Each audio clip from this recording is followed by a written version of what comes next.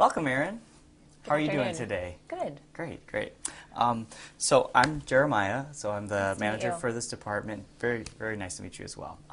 So I think we're going to go ahead and get into this interview, but before we do that, there's a few things that I just want to make sure that you're aware of. Okay. First of all, if you have any questions at any time, please feel free to just jump in with those questions. Otherwise, if you want to, save them to the end, and I'll do my best to answer them at that point as Okay. well. I will be writing down some of your responses to the questions, mostly because I want to remember everything that you say when I make my selection and offer so that I get the best candidate to care for our patients here. Okay? Okay. All right. So my first question really is in regards to our culture here. As you may or may not be aware, our culture here really is about, well, love plus medicine. And it really is about that high quality, excellent care that we've come to be known to give. But aside from that, something that we find unique about our specific culture is that the heart of what we do, which is really that loving and caring and compassion that we're able to extend to our communities, patients, and families. Okay. So in regards to that, I'm just wondering if you've ever been in a situation before where you've had to show this type of compassion, to really put yourself out there for another person. And what did that situation look like? And how did you respond to that? What did you do exactly? And what was the result to it? Okay.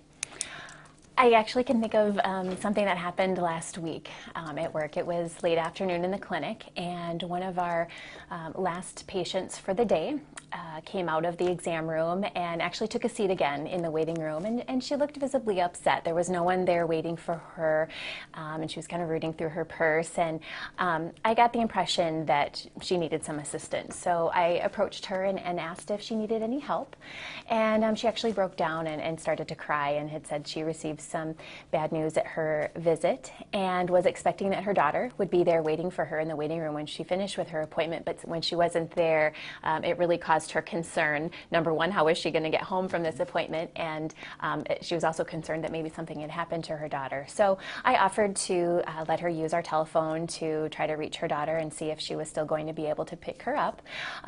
Unfortunately, we weren't able to get a hold of her daughter. And so I suggested either I could call her a cab, or did she have any neighbors or other family members that would be able to give her a ride home. So she asked that I give her neighbor a call. We used the directory to look up the person's phone number because she didn't know that, and she didn't have a cell phone.